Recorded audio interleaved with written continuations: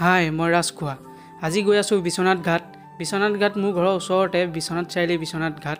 আৰু পূৰা হলদল পাৰ্টি লৈ গৈ আছোঁ মোৰ বেহেনা। চ' ফাইনেলি আহি পাই গ'লোহি বিশ্বনাথ ঘাট। কাইলৈ মানে টাইকাণ্ডো খেলিবলৈ মোৰ ভাগিনটো যাব, তাৰ কাৰণে বাইদেৱে পূৰা চাকি জ্বলাব আহিলে, তাকে লৈ আহিলোঁ। ইয়াত আপোনাৰ শিৱ মন্দিৰ, গণেশ মন্দিৰ তেনেকুৱা আছে, আৰু এভাগ হৈছে বিশ্বনাথ মন্দিৰ। ইয়াত আপোনালোকে চাকি বন্তি জ্বলাব পাৰে, নিজৰ মনোবাঞ্ছা পূৰ্ণ হয় চাকি জ্বলোৱাৰ লগে লগে।